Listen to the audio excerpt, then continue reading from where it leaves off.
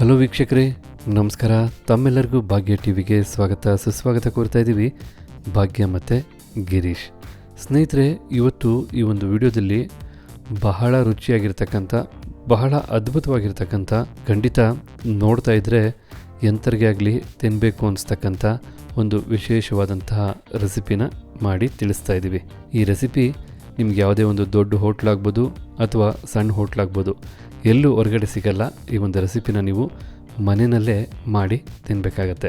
ಹಾಗಿದ್ರೆ ಇವತ್ತು ನಾವು ನಿಮಗೆ ಹಲಸಿನ ಹಣ್ಣಿನಿಂದ ಮಾಡಿರ್ತಕ್ಕಂಥ ರಸಾಯನನ ಬಹಳ ಅಂದರೆ ಬಹಳ ರುಚಿಕರವಾಗಿ ಯಾವ ರೀತಿ ಮಾಡೋದು ಅಂತ ತಿಳಿಸ್ಕೊಡ್ತಾ ಇದ್ದೀವಿ. ಈ ಒಂದು ರಸಾಯನದ ಸ್ಪೆಷಲ್ ಏನಂದರೆ, ಇಲ್ಲಿ ಎಲ್ಲವೂ ಸ್ವಾಭಾವಿಕ. ರುಚಿ ಆಗ್ಬೋದು, ಬಣ್ಣ ಆಗ್ಬೋದು, ಸಿಹಿ ಆಗ್ಬೋದು, ಎಲ್ಲನೂ ಸಹ ಸ್ವಾಭಾವಿಕವಾದಂತಹ ನೈಸರ್ಗಿಕ ಪದಾರ್ಥಗಳಿಂದಲೇ ಮಾಡಿರೋದ್ರಿಂದ ನಿಮಗೆ ಇದು ಬಹಳ ರುಚಿ ಕೊಡುತ್ತೆ, ಬಹಳ ಆರೋಗ್ಯಕ್ಕೆ ಒಳ್ಳೆಯದು. ಹಾಗೆ ಬನ್ನಿ, ಈಗ ಹಲಸಿನ ಹಣ್ಣಿನ ರಸಾಯನ ಮಾಡೋದಕ್ಕೆ ಏನೆಲ್ಲ ಪದಾರ್ಥಗಳು ಬೇಕು, ಹಾಗೆ ಮಾಡ್ತಕ್ಕಂಥ ವಿಧಾನ ಏನು ಅಂತ ನೋಡ್ಕೊಳ್ಳೋಣ.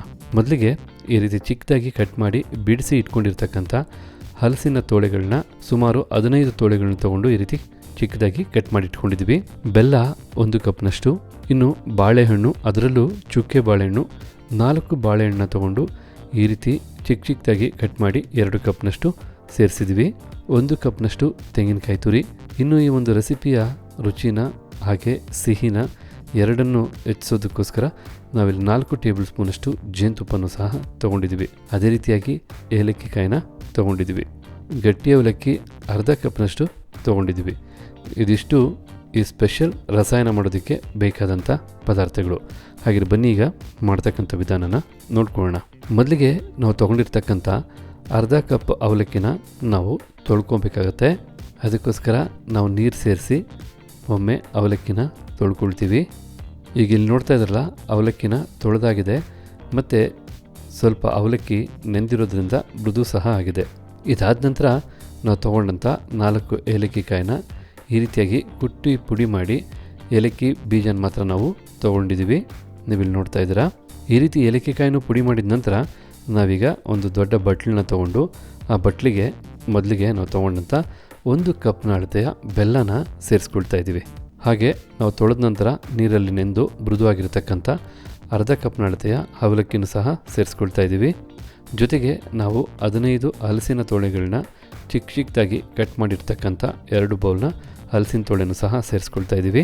ಈ ರೀತಿ ಹಲಸಿನ ತೋಳೆನೂ ಸೇರಿಸಾದ ನಂತರ ನಾವು 1 ಕಪ್ನ ಅಳತೆಯ ತೆಂಗಿನಕಾಯಿ ತುರಿನೂ ಸಹ ಸೇರಿಸ್ಕೊಳ್ತಾ ಇದ್ದೀವಿ. ತೆಂಗಿನಕಾಯಿ ತುರಿನೂ ಸೇರಿಸಾದ ನಂತರ ನಾವು ಸಣ್ಣಗೆ ಕಟ್ ಮಾಡಿದಂತಹ ಚುಕ್ಕೆ ಬಾಳೆಹಣ್ಣು, ಅಂದರೆ ನಾವಿಲ್ಲಿ 4 ಬಾಳೆಹಣ್ಣುಗಳನ್ನ ಈ ರೀತಿ ಕಟ್ ಮಾಡಿ ಸೇರಿಸ್ಕೊಳ್ತಾ ಇದ್ದೀವಿ.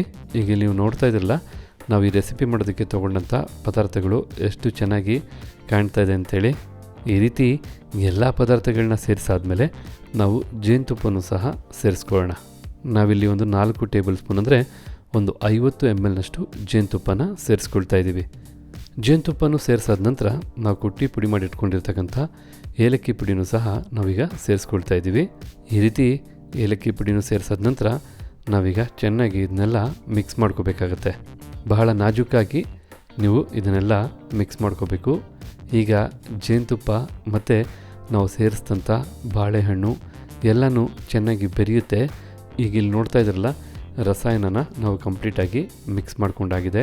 ನೋಡೋದಕ್ಕಷ್ಟೇ ಅಲ್ಲ, ತಿನ್ನೋದಕ್ಕಾಗ್ಬೋದು, ರುಚಿ ಆಗ್ಬೋದು, ಸರಿಸಾಟಿನಿಲ್ಲ ಅಂತ ಹೇಳ್ಬೋದು. ಅಷ್ಟು ಸೊಗಸಾದ ಅಂದರೆ ಸೊಗಸಾದ ರೆಸಿಪಿ ಇದು. ಹಾಗಿದ್ರೆ ನೋಡಿದ್ರಲ್ಲ, ಹಲಸಿನ ತೋಳೆನ ಉಪಯೋಗಿಸಿ ಯಾವ ರೀತಿ ರಸಾಯನ ಮಾಡೋದು ಅಂತ. ಈ ವಿಡಿಯೋ ನಿಮ್ಗೆ ಇಷ್ಟ ಆಗಿದೆ ಅಲ್ವಾ? ಇಷ್ಟ ಆಗಿದ್ರೆ ವಿಡಿಯೋಗೊಂದು ಲೈಕ್ ಮಾಡಿ, ಜೊತೆಗೆ ತಮ್ಮ ಅನಿಸಿಕೆ ಅಭಿಪ್ರಾಯ ಏನಿದೆ ಅನ್ನೋದನ್ನು ಕಮೆಂಟ್ ಬಾಕ್ಸಲ್ಲಿ ಕಮೆಂಟ್ ಮಾಡಿ. ಅಷ್ಟೇ ಅಲ್ಲ, ಈ ವಿಡಿಯೋನ ಮತ್ತೊಬ್ಬರಿಗೂ ಹೆಲ್ಪ್ ಆಗೋಗೆ ಶೇರ್ ಮಾಡಿ ಅಂತ ಹೇಳ್ತಾ ತಮಗೆಲ್ಲರಿಗೂ ಧನ್ಯವಾದನ ಅರ್ಪಿಸ್ತಾ ಇದ್ದೀವಿ. ಭಾಗ್ಯ ಮತ್ತು ಗಿರೀಶ್. ಮತ್ತೆ ಹೊಸ ವಿಡಿಯೋದಲ್ಲಿ ತಮ್ಮನ್ನು ಭೇಟಿ ಆಗ್ತೀವಿ. ಅಲ್ಲಿವರೆಗೂ ನಮಸ್ಕಾರ ವೀಕ್ಷಕರೇ.